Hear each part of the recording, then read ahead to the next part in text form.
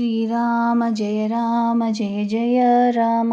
श्रीराम जय जय राम। श्रीराम जय जय राम। 24 பார்வதியின் தவம். பார்வதி, நாரதர் என்ன சொன்னாரோ அதை உண்மையென நம்பி போய் தவம் செய். நீ தவம் செய்வது நல்லது என்பது உன் தாய் தந்தையருக்கு புரிந்துவிட்டது. தவம் சுகத்தை அளிக்கும், துயரங்களையும் மாசுகளையும் அகற்றும்.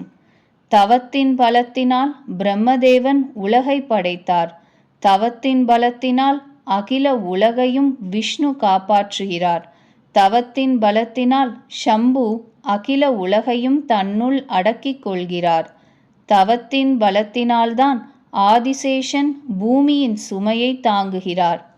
பவானி, படைப்பு அனைத்திற்கும் தவம்தான் ஆதாரம். இப்படி உள்ளத்தில் உணர்ந்து சென்று தவம் செய். இவ்வாறு பிராமணர் ஒருவர் தன் மகள் பார்வதி தேவியின் கனவில் வந்து அறிவுறுத்திய செய்தியை கேட்டு மேனாதேவிக்கு மிகவும் வியப்பு உண்டாயிற்று. அவள் ஹிமவானை அழைத்து அந்த கனவை பற்றி சொன்னாள்.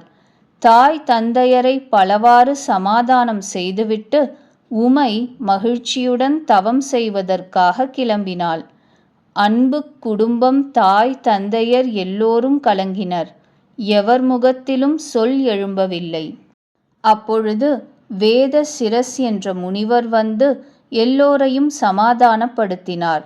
பார்வதியின் பெருமை அறிந்து அனைவரும் அமைதியடைந்தனர்.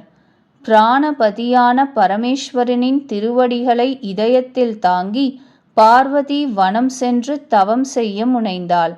பார்வதியின் மிகவும் மென்மையான திருமேனி தவத்திற்கு உரியது அல்ல. ஆயினும் பதியின் திருவடிகளை நினைவில் இருத்தி அவள் எல்லா போகங்களையும் துறந்தாள்.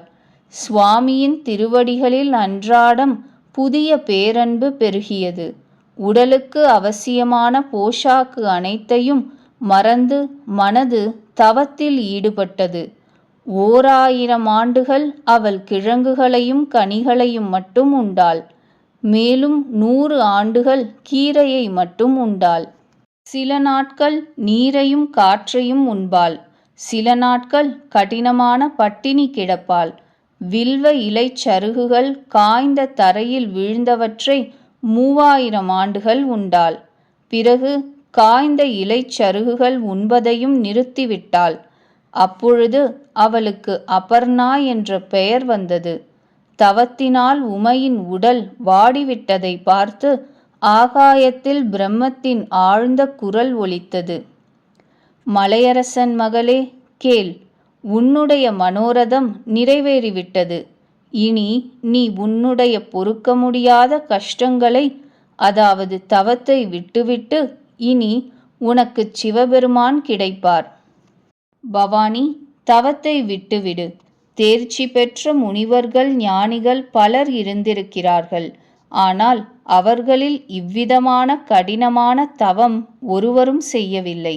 இனி நீ இந்த பிரம்மத்தின் சிறந்த வாக்கை என்றும் உண்மையென்றும் எப்பொழுதும் தூயதென்றும் உன் இதயத்தில் நிலைநிறுத்து.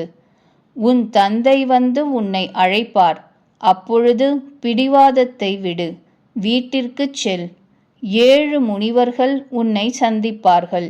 அப்பொழுது பிரம்ம வாக்கு சத்தியம் என்று உணர்வாய். இவ்விதம் வான் குரல் கேட்டவுடன் பார்வதி மகிழ்ந்தாள். அவள் மெய் சிலிர்த்தது. யாக்ஞவல்கியர் பரத்வாஜரிடம் கூறுகிறார், நான் பார்வதியின் அழகிய கதையை சொன்னேன். இனி சிவபெருமானின் உயரிய சரிதம் கேளும். எப்பொழுது சதிதேவி உடலை தியாகம் செய்தாலோ அது முதல் சிவபெருமான் உள்ளத்தில் வைராகியம் வந்துவிட்டது.